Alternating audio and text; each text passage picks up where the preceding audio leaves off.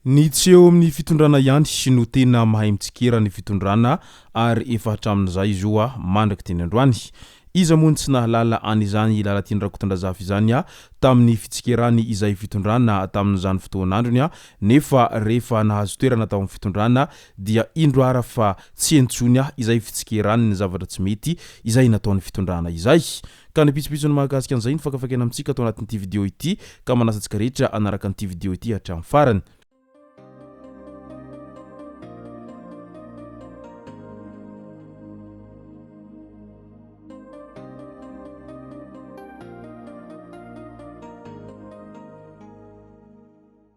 Ny tonga tsy miarahaba hono na mantesitra ka dia faly miarahaba isika rehetra mpanaraka tsy tapaka an'ity chaîne ity tenako amin'ity androandroany ity arakin'izay efa natsipiko zay dia ny mahakasika ny fitsikerana ny fitondrana izay nataony Lalatiana Rakotondrazafy tamin'izany fotoan'androny no tena iompanan-tsika ato anatin'ity vidéo ity. Maro ireo zay milaza ho manana stratégique ary maro ireo zay samy maneho ny hevitra etsiroa ny amin'ny mahakasika ny fitondrana indrindra fa ny fitsikerana izay tsy mampandeha ny fitondrana sy ny zavatra tsy mety izay azo lazaina hoe tsy rariny sy tsy mandeha amin'ny tokony izy mandritra ny fitondrana efa hatramin'izay mandraky teny androany.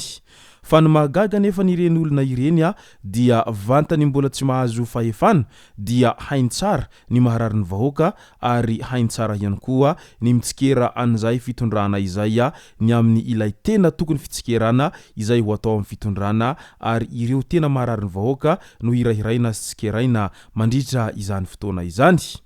Nefa rehefa aveo rehefa mahazo toerana na ihany koa rehefa mahazo seza ao amin'ny fitondrana dia indro ara fa mivadika amin'izay tsy Intsony ilay fanehoan-kevitra ny amin'ny hoe maheno ny maharary ny vahoaka fa lasa manompo fatratra ny fitondrana ary lasa mikipy tsy mahita sy jamba ary marenina rehefa mahazo an'izay fitondrana izay ireo rehetra tena be mpitsikera an'izay fitondrana izay efa nisy teo aloha dia ino ara fa tsy endrenesam-peotsony rehefa mahazo an'izay fahefana ao anatin'ny fitondrana izay. Mipetraka ihany ny fanontaniana amin'ilay manao hoe ny fahefana ve no mora mahalasa adala sa ny adala no mora mahazo fahefana?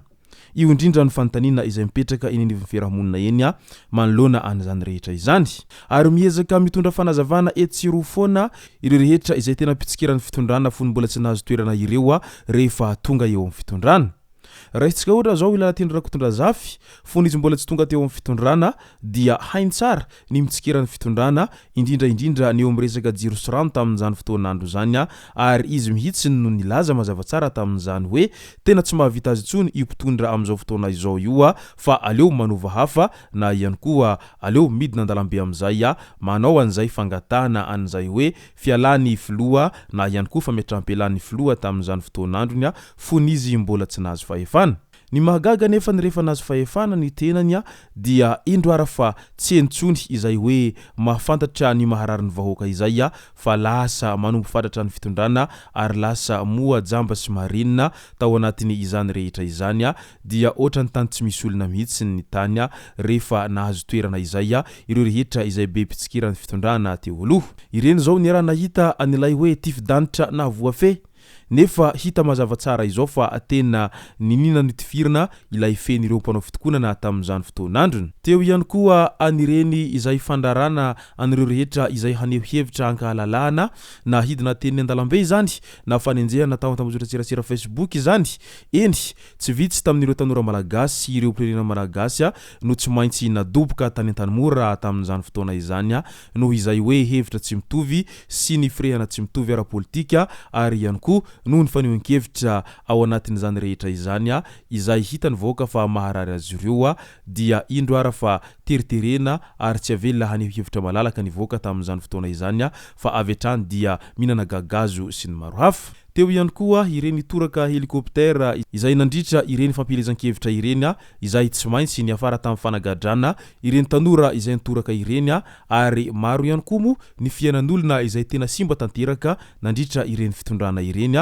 noho izy ireo izay tsy mahazaka tsikera ary isany tena voatontonona matetika amin'izany i ramatoa Lalatiana Rakotondrazafy izay tena isany nampitondra faisana ny olona maro tao anatin'izay hoe fitoriana sy ny maro hafa ary ihany koa ny fisamborana ireo rehetra izay maneho hevitra izay. Ka noho izany dia tsy mahazaka tsikira ihany zany izy ireo rehefa nahazo fahefana nefa fony izy ireo mbola tsy nahazo fahefana dia izy ireo mihitsiny no tena mpitsikera sy tena mahita pitsopitsony maro isan-karazany amin'ny zavatra tsy rariny sy ny tsy mandeha amin'ny laoniny fony izy ireo mbola tsy nahazo an'izay fahefana izay fa rehefa nahazo fahefana nefa dia tsy entsony izay fitsikerana izay nataon'izy ireo zay fa ny afaran'izy ireo dia nanao merci président lava sy ny manometehaka isan-karazany rehefa mikabary ny président sy amin'izay fanohanana hevitra rehetra izay arosony ireo mpitondra teo aloha na dia hita fa efa tsy mandeha amin'ny tokony ho izy dia mbola tohanana foana satria akama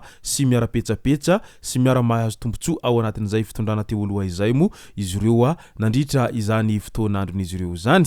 eny tena milaza olo marina izy ireo ary hita eny am-piangonana sy any am-pivavahana foana izy ireo matetika no izay hoe fandemensana isan-karazana zay amin'izay mantsy resy lahatra ny vahoaka malagasy fa tena mpino tokoa izy ireo ary tena mpivavaka izy ireo ka tsy ho afaka hanao ratsy amin'ny samy malagasy nefa izy ireo mihitsiny no rangory fototry ny afo tao anatin'izay fitondrana teo aloha izay no izy ireo izay tena manentsika fatratra ireo rehetra izay tsy mitovy hevitra amin'izy ireo ary tena mampigadra mihitsy moa izany raha vantany vao miresaka ny zavatra momba azy ireo tamin'izany fotoana izany fa io moa zany ny zava-drehetra misy farany avokoa ary na dia manam-pahefana tahaka inona aza ianao rehefa tonga amin'izay fotoana izay iafaran'izay fahefanao izay dia tsy maintsy milavolefina foana ianao ary tsy ho hitantsony ianao manomboka eo raha toa ka tsy misy fiovana indray zany any aorianany ka izay no mahatonga izy ireo amin'izao ankehitriny izao izay tsy andrenesam-peo mihitsiny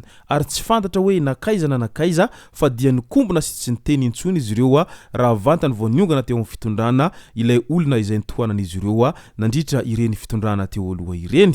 ka noho izay dia manaovany tsara hatrany fa ny soa atao levenam-bola fa ny ratsy atao dia loza miantona ary raha toa ka manao ny ratsy zay ianao dia lasa manangam-pahavalo ho anao ianao zay fa aza omena tsiny mihitsy ny hafa raha toa ka hankahalanao izay no masaka azo naroso tao anatin'ity video ity tomboko lasy tomboko vavy misoratsika rehetra naraka an'ity video ity hatramin'ny farany aza dino ny milaiky ny video antsika ary tsarovatra trany miabone amin'ny chaîne antsika mba ahafahanareo manaraka tsy tapaka ny video zay lefa nahita isan'andro tomboko lasy tomboko vavy makasitraka dia miratsoa